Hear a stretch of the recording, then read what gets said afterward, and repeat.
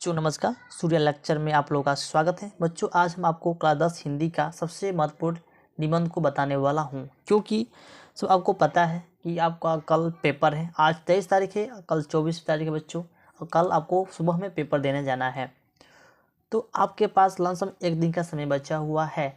तो आपको बेरोजगारी की समस्या पर जो निबंध है बच्चों ना, ये सबसे ज़्यादा इम्पोर्टेंट है, क्योंकि ये निबंध बच्चों आने की पूरी संभावना है।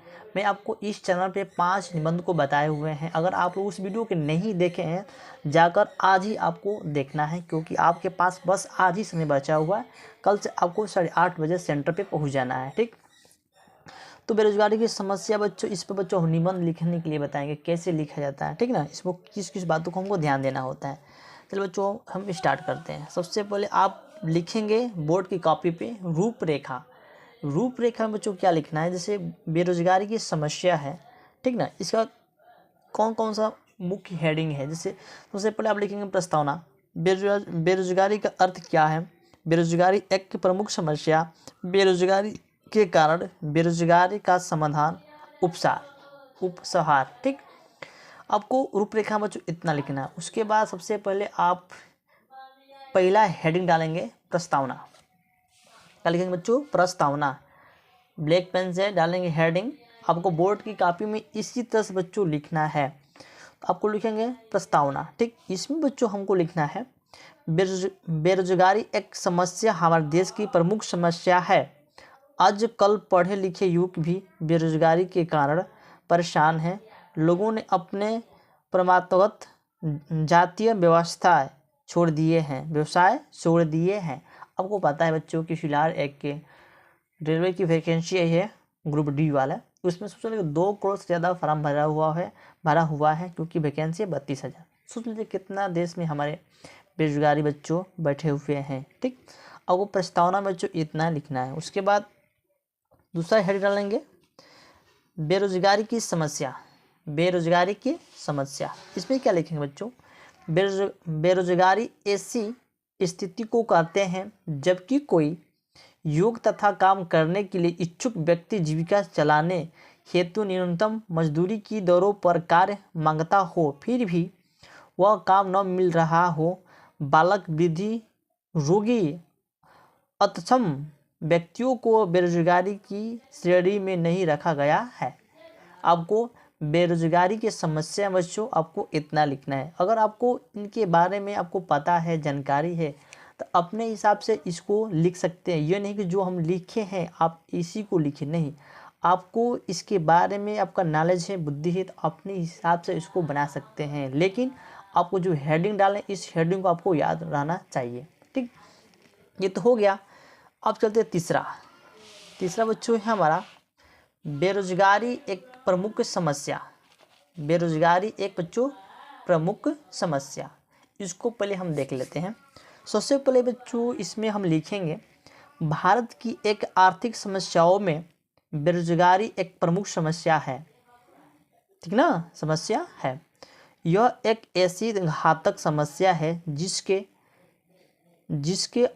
कारण मानव शक्ति का ही नहीं होता, वरना देश का आर्थिक उच्चा भी चरमरा जाता।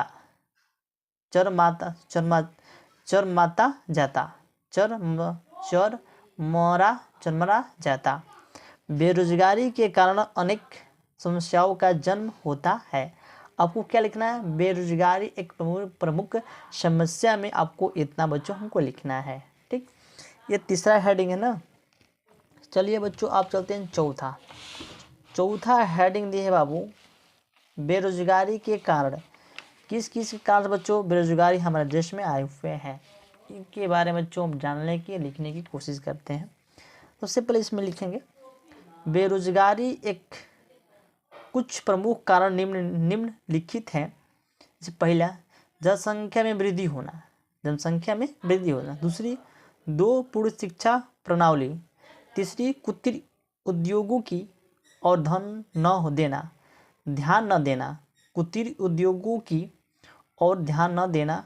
चौथी है औद्योगिकरण की धामी प्रक्रिया। ठीक, 5वां दिया है कृषि का पिछड़ापन, कृषि का पिछड़ापन। 6वां, कुशल एवं प्रतिशिक्षित व्यक्तियों की कमी और जाति प्रथा। बाल विवाह निषेध आदि बेरोजगारी के प्रमुख है। आप बेरोजगारी के कारण बच्चों इतना आपको लिखना है। अगर आपको इसके बारे में बताते तो अपने हिसाब से इसको बना के लिख सकते हैं कि बेरोजगारी किस किस कारण हमारे देश में आ रही है। ठीक है ना। जब भी बच्चों पैदा के लिए 1 से 2 नहीं, 2 से 3 नहीं, बस दो लड़का एक लड़की होना चाहिए। अब चलते हैं बच्चों बेरोजगारी का समाधान। बेरोजगारी को बच्चों हम कैसे इसको समाधान कर सकते हैं, इसको कैसे बच्चों हम निकाल सकते हैं, इनके बारे में जानने की कोशिश करते हैं। इसमें सबसे पहले आपको लिखना है, पहला जनसंख्या नियंत्रण, दूसरे शिक्षा प्रणाली के व्यापक परिवर्तन के बच्चों व्यापक परिवर्तन, तीसरा दिया है कुटीर उद्योगों का विकास, चौथा दिया है औद्योगिक विकास, पांचवा दिया है सहकारी खेती, छठवां दिया है बच्चों सामाजिक कांचे में परिवर्तन आदि। बच्चों ये 5वां हो गया। उसके बाद हम इसको देख लेते हैं। इसमें उपसहार में बच्चों हमको क्या लिखना है, इसको बच्चों इस साइड में बच्चों हम लिखें यहाँ पे, ठीक, जो वहाँ पे भर गया था। इसमें लिखें उपसहार में हमारे देश की सरकार को बेरोजगारी की समस्या के समाधान को अच्छे से प्रयत्न करना होगा। हमारे देश के कुछ संसाधन उपलब्ध है, उनका प्रयोग करके भी इसका समाधान खोजा जा सकता है और बेरोजगारी को दूर करके देश का आर्थिक विकास किया जा सकता है। आपको बेरोजगारी की जो बेरोजगारी की समस्या बच्चों जो निबंध है, आपको इसी तरह से बोर्ड की कॉपी में आपको लिख के लाना है। ठीक है, इसी तरह से जिस तरह से बच्चों हम लिखे हैं आपको इसी तरह से बोर्ड एग्जाम में बच्चों आपको लिखना है। और इतना लिख के आते हैं ना, इसमें बच्चों 1 नंबर आपको काट नहीं सकते हैं, 1 नंबर इसमें से नहीं कटेगा। ठीक, और आप जिस तरह से हम लिखें उसी तरह से आपको लिख के आना है। तो बच्चों आज आपको भर रात पढ़ना है, ध्यान से पढ़ना है, क्योंकि कल आपका सुबह में पेपर है। ठीक ना, 23 तारीख है, कल 24 तारीख। आज आपको किसी भी हालत पे जग के बच्चों पढ़ना है, इसको रटना ही है। इसके बाद एक बार इसको ध्यान से देख लीजिए, बस आपको हेडिंग याद कर लीजिए, हेडिंग में आप कुछ भी उठा के डाल दीजिए, आपको चलेगा। बस आपको इसका जो रूपरेखा ना, जो रूपरेखा में जो हेडिंग लिखे हैं, इसको पहले सबसे आपको ध्यान से पहचानना है, पढ़ना है। तो चलिए बच्चों मिलते हैं अगले नेक्स्ट वीडियो में, तब तक जय हिंद जय भारत।